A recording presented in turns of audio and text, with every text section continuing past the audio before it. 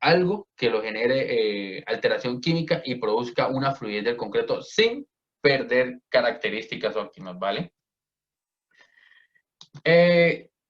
Seguimos. Otro tipo de mampostería reforzada, como lo vemos aquí en la foto, mampostería reforzada. Este sistema de constructivo es un sistema rígido que está conformado por tres elementos. Óigase bien, tres elementos. Bloques en concreto y o arcilla, como ustedes lo quieran. Aquí tenemos arcilla. Muchas veces este tipo de construcción se hace con unidades de ladrillo en concreto, ¿sí? Con perforaciones verticales en este sentido, señores, sube y baja, acordémonos, concreto fluido y acero reforzado. Entonces, recordemos, tres elementos, los bloques, el concreto y el acero. Esos tres elementos generan una sola unidad. Actuando como un solo elemento, mire, actuando como un solo elemento que implica que su desplazamiento lateral es mínimo durante un sismo. También es llamado muro de carga. ¿Qué pasa con este muro? Algo muy importante que se tiene que hacer durante el sistema constructivo es que se debe localizar bien este tipo de varillas para poder que cuando usted esté parando la mampostería diga, no, yo paro una aquí, una varilla aquí y preciso, le dio en el pegue, entonces no. Entonces, primero lo que se hace es tirar una hilada de mampostería, ubicar los refuerzos verticales para poder ahí sí pinear la placa, si es una placa o si es algo, pinearlos al suelo, realizar el proceso constructivo de la mampostería una vez se tenga levantada, no a su término final, sino más un poco antes de su terminación, se empieza a realizar el proceso de llenado con concreto fluido. ¿Qué es lo que pasa? Cuando tú le vacías concreto aquí, como estos son unidades verticales, una con otra se conecta. Entonces, tú cuando descargues el concreto que lo descargas aquí va a parar abajo y va a subir en esta manera. No se va a regar porque, porque los huecos se conectan unos con otros, ¿vale? Esta foto, entonces, hay que tener muy en cuenta. Tú dices, no, yo pongo mi primera varilla aquí, pero tienes aquí te encuentras con una vertical con una vertical a 90, entonces hay que tener todo muy bien, hay que primero, antes de iniciar el proceso de pega de mampostería, hay que hacer la distribución acertada de las varillas. En este caso, donde tenemos juntas a 90, tenemos que unir los tres nodos como si fuera una columna. ¿Por qué? Porque en este tipo de sistemas, muchas veces tú haces la columna en concreto o haces el aprovechamiento de las unidades de ladrillo, que en este caso puede ser arcilla o concreto, y generas como si fuese una columna, ¿listo?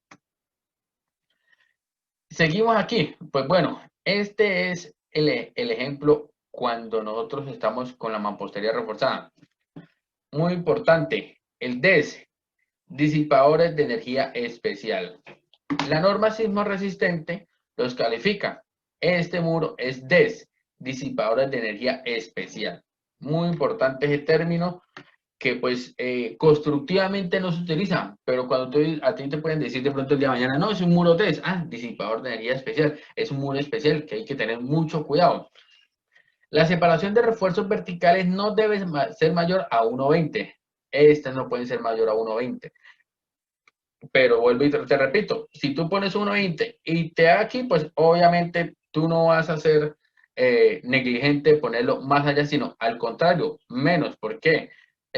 Muchas veces las personas piensan que por tratar de hacer un poquito más, por sacar la varilla más lejos, pueden ahorrar, pero en este caso, como lo hice disipador de energía especial, es mejor tupirlo que estar flacos en ese término, ¿vale? Siempre es mejor estar por debajo del número 1,20 que por encima. En los extremos los muros deben contar con barras número 4 o de media. ¿Por qué en los laterales, en los extremos? ¿Por qué? Porque se necesita confinar el muro como si estas cuatro varillas hicieran una columna en concreto. abertura mayor a 60 centímetros debe tener un refuerzo vertical con barra número 4. ¿A qué hace referencia esto? Cuando tú estás construyendo, encuentras mochetas, se encuentra zonas de mampostería, las cuales son, no, le dice el ingeniero, no, es que ese es 1 metro nomás, no necesitamos. No, no, señor, toda abertura mayor a 60 debe tener un refuerzo vertical con barra número 4. ¿Por qué? Porque como es un sistema en el cual todas las paredes son reforzadas, no puede ser que una mayor a 60 centímetros no sea reforzada. ¿Por qué? Porque ese sería un punto de falla para la estructura. Entonces se recomienda que si es mayor a 60, pues tú hagas una pared pequeña, pones a los extremos las varillas y ya te queda la unidad de esa zona, mejor dicho, esa zona de 1 metro ya te queda más pequeña, pero reforzada totalmente. ¿Listo? Estos son otros procesos de reforzado, pero lo vamos a ver más adelante. Cada uno pertenece a un sistema. Ahorita que estamos viendo mampostería reforzada, ¿vale?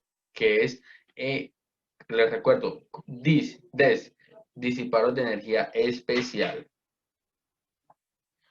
Ok, pasamos. Mampostería parcialmente reforzada. Algo que quería darles a conocer o explicarles.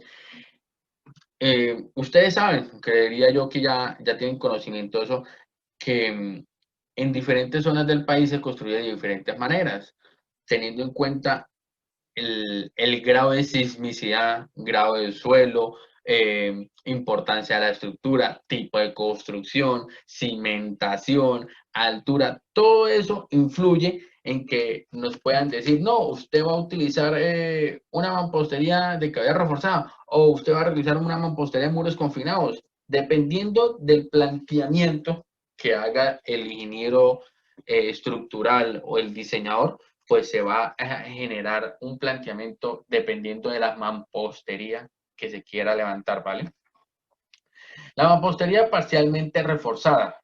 Es muy importante y es la que usualmente casi siempre se utiliza en construcciones de vivienda, en construcciones de edificación. ¿Por qué? Esta es una DMO, disipadores de energía moderado. ¿Por qué casi siempre se utiliza? ¿Por qué? Porque tú solamente tienes que inyectar donde van las varillas. Tú no inyectas el restante de las cavidades verticales. Tú solamente inyectas donde van las varillas. ¿Listo? Aquí la norma es un poco más generosa. La separación de refuerzos verticales no debe ser mayor a 240. Mucho mejor, pues, por la cuestión de materiales en obra tú puedes hacer un mejor aprovechamiento. En los extremos de los muros debe contar con barras de número 3 o 3 octavos. Recordemos que anteriormente nos estaban comentando que eran barras número 4 o de media.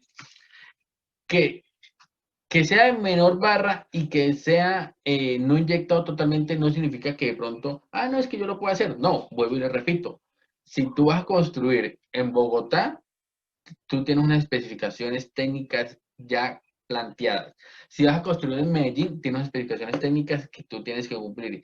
Si tú vas a construir en Bucaramanga, como lo que es nosotros vimos aquí, el tipo de construcción debe que ser primero que todo más robusta, con más columnas un poco más gruesas, con un tipo de construcción que garantice, por ser usted una zona, por ser esta es una zona de sismicidad alta, pues se genera una necesidad alta. De pronto tú puedes hacer un planteamiento de un edificio, qué sé yo, de 5 pisos y te dicen, no, yo lo voy a reforzar parcialmente inyectada, ¿sí?